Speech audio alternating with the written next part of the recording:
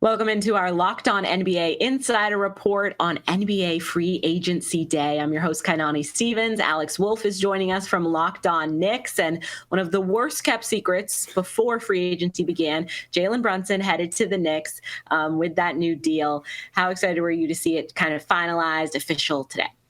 I'm really nervous because of the pending tampering charges now, thanks to Yeah. the report out there. The Knicks get this done well before free agency. But no, I feel good about the deal. Obviously it's coming in on the high end of what was being reported, which was anywhere from 4 for 100 to 4 to 110. The reported number is 4 for 110. I'm fine with that. They're probably going to do a upward climbing contract to keep the cap hit lower for this year.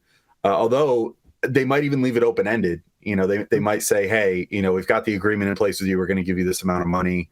But depending on, if they have another free agent they want to go after, maybe make the value scale up. Or if they don't have another person that they want to go after, make the value scale down and give Brunson more money up front. Either way, he gets his money. So it would probably work out for him no matter what the situation there. But we'll see what ends up happening as far as that. But as far as just like a pure value perspective goes, I like it. I think people still aren't used to like the post 2016 world of what contracts are in the NBA at this point.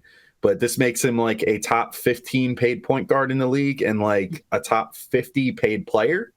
And based off what he did last year, I think that's pretty good value for him. I don't think that he'll ever be looked at as like an albatross here unless something goes horribly wrong, because he's gotten better every single year of his career. And, he played pretty well without Luka in this past year's playoffs. So if that's an indicator of things to come, I think the Knicks made a pretty good investment on someone who maybe is ready to take a step forward out of the shadow of his Batman, maybe go from Robin to Nightwing now or something in Gotham City. And there's a lot of value there because, many teams know, the Knicks know, it's very hard to find a point guard that works for your team and is talented. And Brunson showed in the playoffs that, there's flashes there. He has that ability. What is he going to bring to this Knicks team that you're really looking forward to seeing help them evolve? Well, what's good is like, from two perspectives, there's like two different ways you can look at it. You could look at it in the Tibbs world and the post-Tibbs world, right? And in the Tibbs world, I think he offers Tibbs something that he really values, but actually does it well, which is getting inside and finishing inside. That's like Tibbs's number one skill that he likes from point guards. It led him to playing Elfrid Payton for an entire season, despite the fact that like Elfrid could get inside but not really do anything with it. He played Alec Burks at point guard for the better part of this past season because he was able to get 2 feet in the paint. Unfortunately, he shot like 40% in there, which is abysmally bad. It was like 10th percentile in the league or something.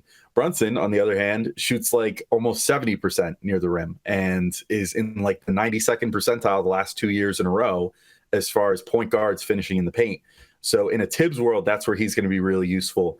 In a post-Tibbs world, I just like his versatility. He's able to play on or off ball because of playing with Luka. He developed a really developed skill set like that. I think that actually meshes really well with, we'll leave Julius Randle out of the equation for the moment because I don't know how long he's going to be with the team. But from the perspective of Emmanuel Quickley and RJ Barrett, who figure to be like his backcourt mates, that skill set makes a lot of sense too, because Quickley and RJ both, from playing with Julius Randle and other players on the team, Quickly it was with Derrick Rose a couple years ago, but like they've really learned how to play with or without the ball as well. So I think you can develop this sort of really interesting three-headed monster back there of guys that can either create for themselves and others, or can just sort of find their place off the ball and set up for spot up possessions and things of that nature. So I'm pretty excited to see how it's all going to shake out on the floor.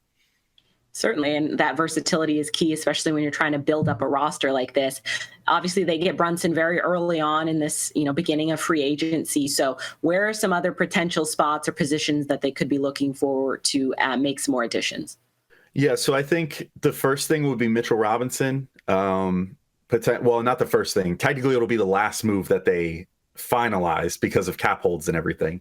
But I think they are going to re-sign Mitchell Robinson from what it seems like, which will give Jalen Brunson maybe the best lob threat that he's ever had in his career, which would be cool. Then they've been linked to like Isaiah Hartenstein off of the Clippers. And so I don't know for sure if they're going to go for him or not. I think it would probably be a decent move. You know, it's good to have depth at the center spot like that. He also is like a fake good shooter, you know, so like he shot like 40% on like 12 attempts last year or something. It was not a lot of volume, but he at least has shown the possibility of being a floor stretching big, which is something that the Knicks are really sorely lacking.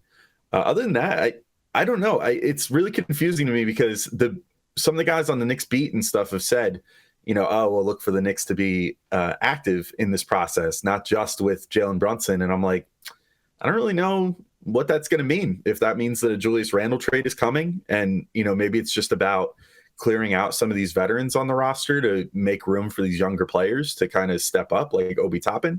Mm-hmm. I don't know what the final answer is there.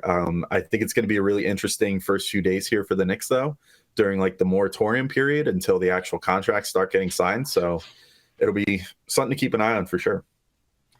Definitely. The Knicks get their guy in Brunson. Obviously, we want to keep an eye on things because I'm sure there'll be a couple more moves, whether today or otherwise. So check out Locked On Knicks wherever you get your podcasts and on YouTube as well. I'm your host, Kainani Stevens. This has been Locked On NBA.